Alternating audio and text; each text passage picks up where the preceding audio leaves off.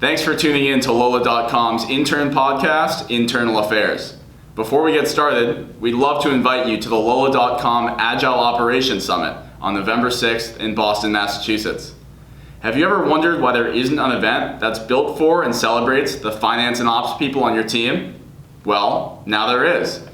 With inspiring and educational speakers such as Barbara Corcoran from Shark Tank, thought-provoking discussion, lots of good food, and tons of fun, this event is a surefire home run.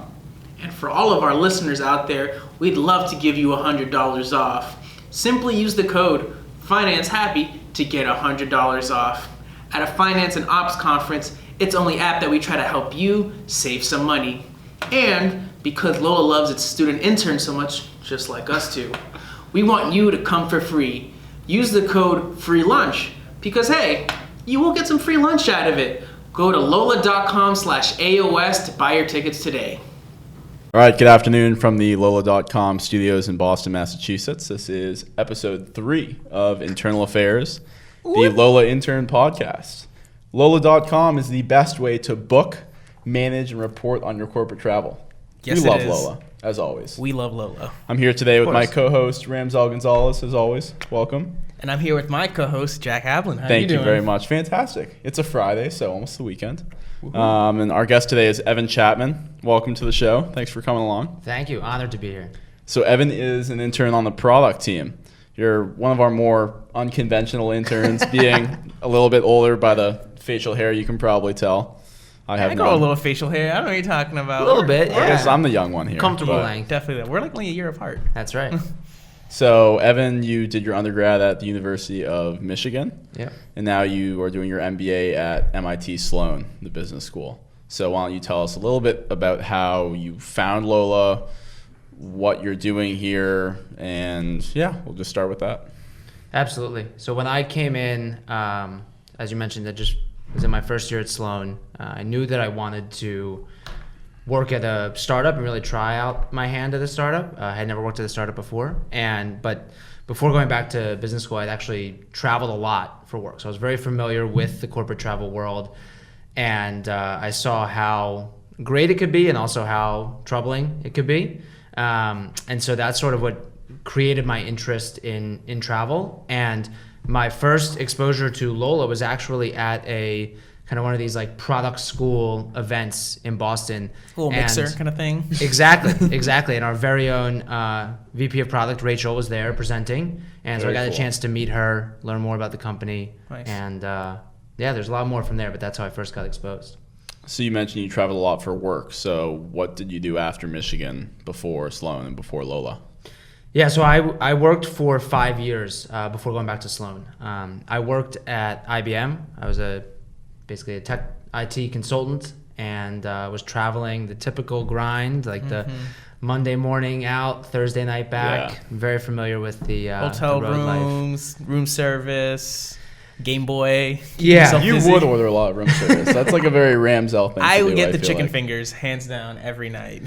I Like knew it my got to a 13-year-old sister. Yeah. I knew it got to a pretty challenging point when I started saying I would come home, and that was the hotel. That was not a good sign. Oh, yeah. I imagine the first time you said that, you kind of just paused and like wept openly. Conversation. Exactly. But no, it gave me a lot of good experience, not only the work that I was doing, but also the traveling piece that's been really relevant here at Lola. So how has this experience been? Obviously, it's been probably very different from your time at IBM, but what things kind of stand out in terms of what you're doing, if your interests have changed, and what you're liking here more than there?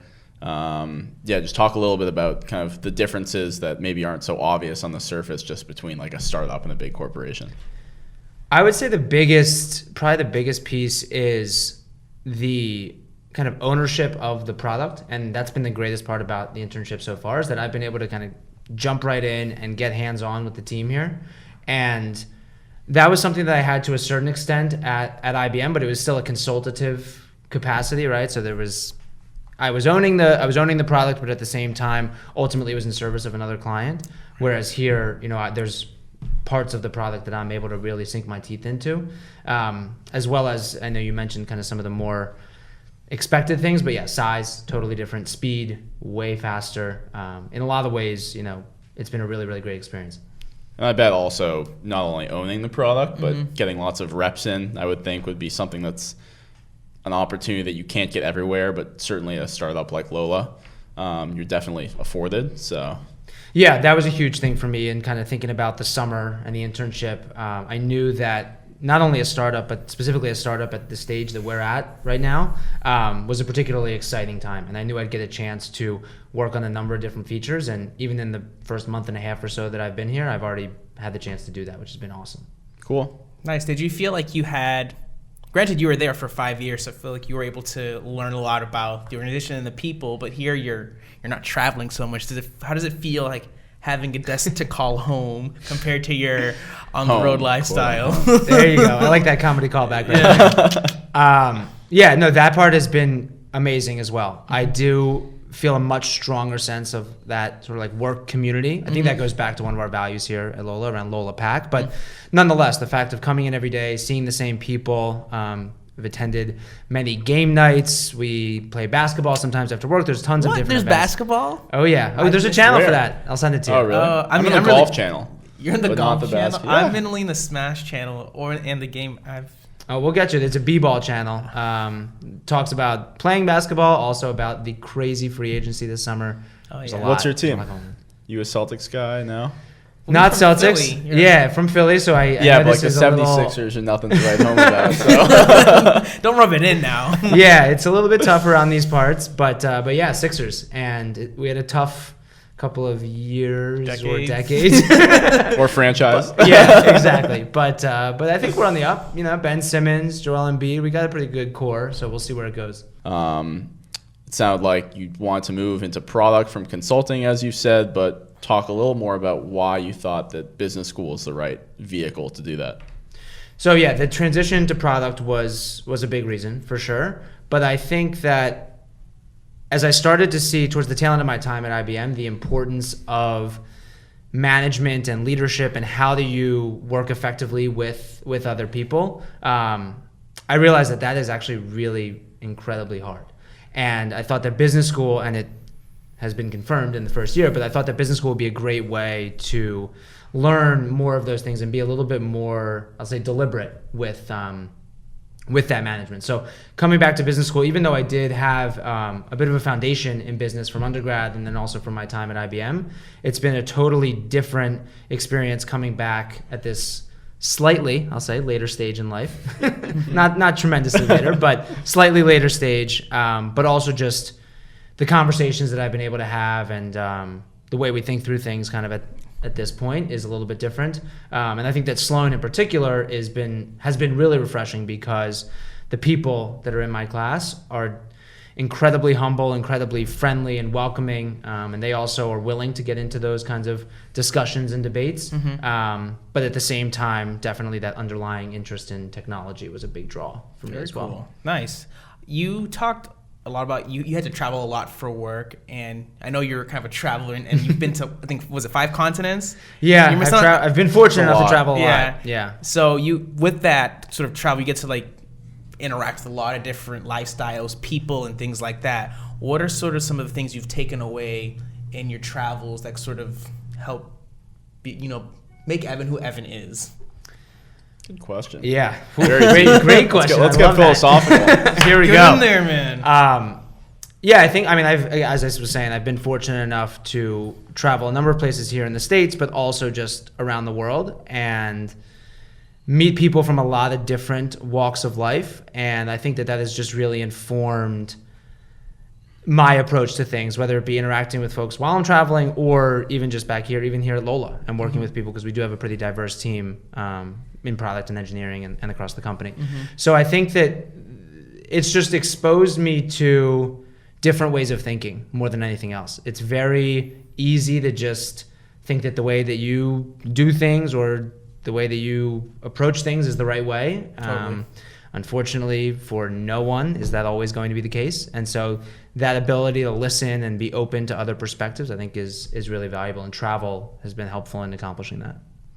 Very cool. Yeah, I'm a little jealous because I've only ever traveled outside of the country, I guess twice now. I went to Panama once to play at a jazz festival, and then I went to the Dominican Republic. That's pretty cool. That's really cool. I haven't played any jazz festivals. I've traveled, but It was kind of cool, but I think that there's so much value in learning about how other people interact. 'Cause I think we in America have this kind of bubble that there's a lot of culture that kind of comes through our this country, but there's so many other ways to kind of perceive the world, and it's always interesting to see how people like what is the manifestation of all those different cultures. Like, what does that look like?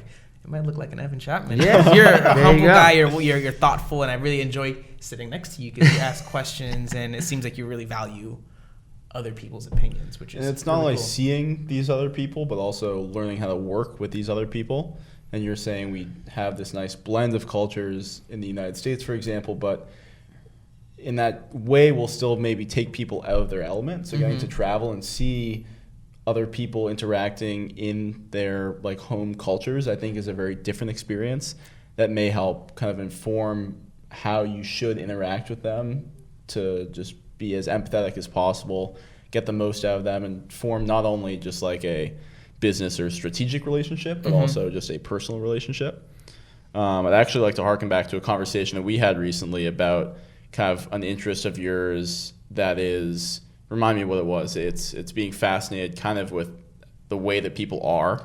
Yeah. Like an existentialist type of philosophy. I'm in that class. Here we go. I was in that class, so let's get into it. But I think this really, it's a good way to think about how we're able to kind of cultivate the best and most productive relationships with people while also being as informed as possible about the world that's around us. So I don't know if you want to speak to that some, and we can get into it. No, some, it's a great point. And that is sort of my overarching perspective, is that we are all kind of a product of our own environments and experiences over time, and relationships, I should say, which sort of dovetails into all of those.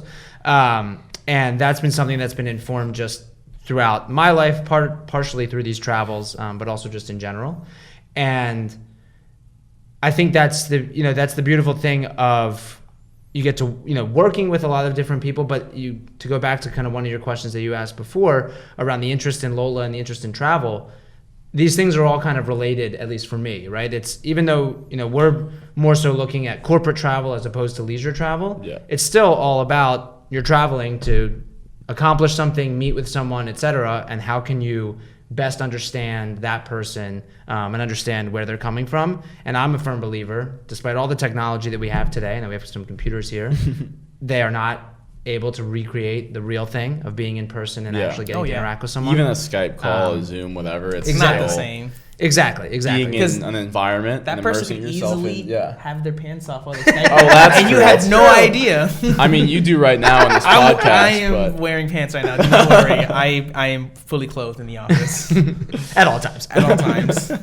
But no, it's a great point, and it's something that I bring to kind of the way I approach things at work every day, and then also in my experience at Sloan, is just, you have to have an appreciation or an understanding for where people are coming from.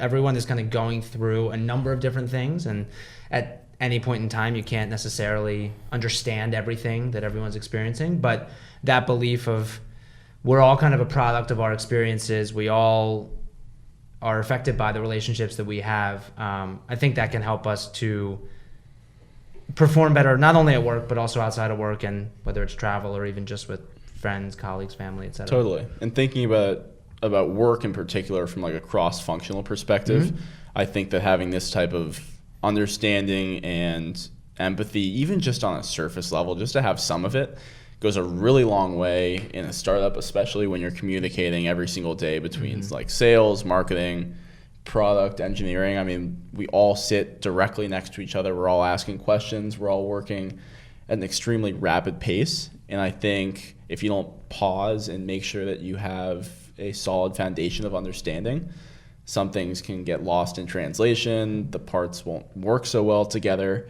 So it really is just like a flywheel that will just keep picking up speed if you think about it the right way and prioritize the right things in those relationships. I completely agree. And I think that that's also, so it's incredibly important internally. It's one of the reasons why I think we have such a great team here at Lola. But I think you can also apply that same logic as you look externally, right? No matter which department, which team you look at inside Lola, we're all not only interacting with each other, but also interacting with our customers, with our users, with potential prospects, et cetera. And so being able to understand them a little bit better, even just to build those relationships is, I think, going to help people to, feel more positively about Lola, ideally to use Lola, but nonetheless to, create that image externally. It's been an interesting experience for me coming from a field that was very much service and then coming to like a tech place where I'm just like on a computer coding most of the time, but then it was like I needed something to like kind of ground me back to like the human aspect of it. And I got a message from my tech lead saying, oh, this button that you created that someone was asking for, they really love it and they just wanted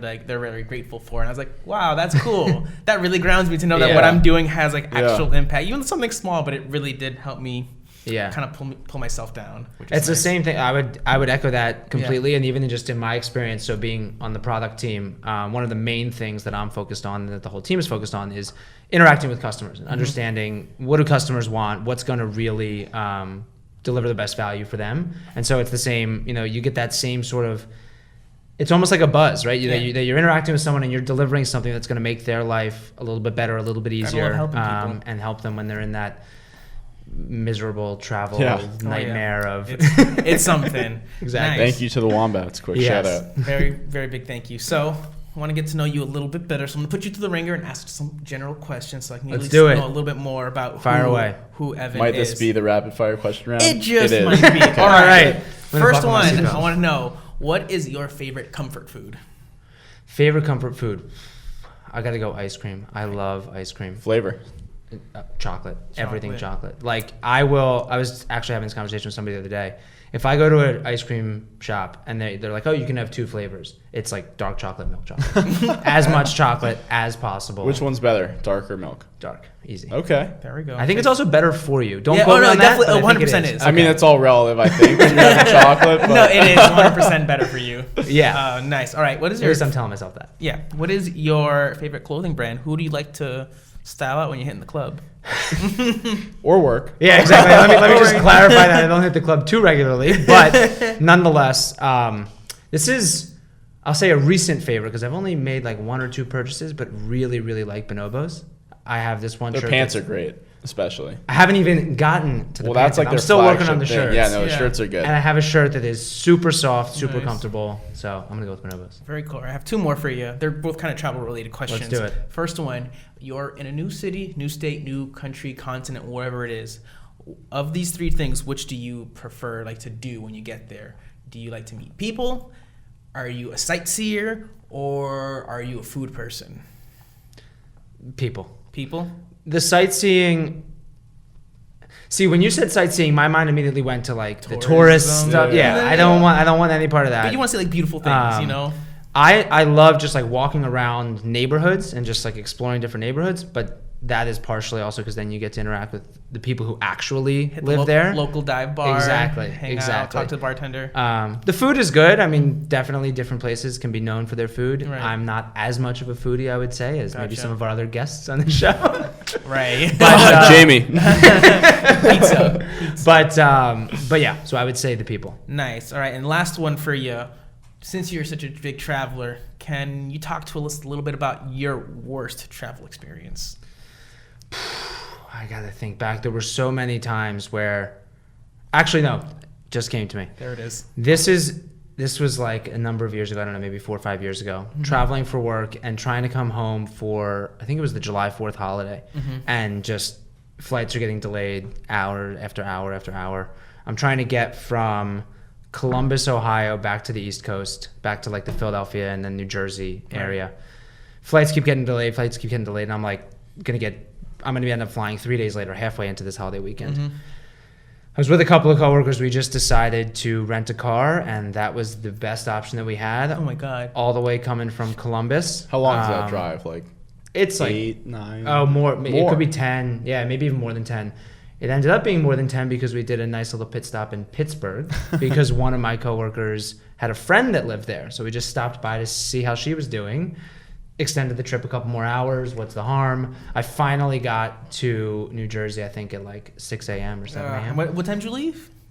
Oh, could have been 7 p.m. So yeah, maybe a little bit even more than Just 10 hours. straight like through the night. Your red eye version. Yeah. Fortunately, there were a couple of us rotating driving, so Okay. I felt fine doing that. But yeah, that was pretty brutal. Dang, that's stuff I never want to experience that ever in Yeah. my life. Sweet. So I think we've made it to the very end of our podcast. Evan, you have been wonderful. How are you feeling, Jack? I'm feeling pretty good. Was I not wonderful? I think you were absolutely great. You put us together. You're the glue that makes this podcast work. You want Couldn't to send do us without off? you, buddy. Well, I Thank appreciate you. the compliment. It was a lot of fun, guys. Thanks for coming on the show, everyone. Thanks for tuning in to Internal Affairs, episode 3. We'll have more episodes coming soon. Couple feature guests, couple special episodes. So Oh, yeah. stay tuned for that. Have a great day. Thanks for listening and watching. Peace out. Peace. Take it easy.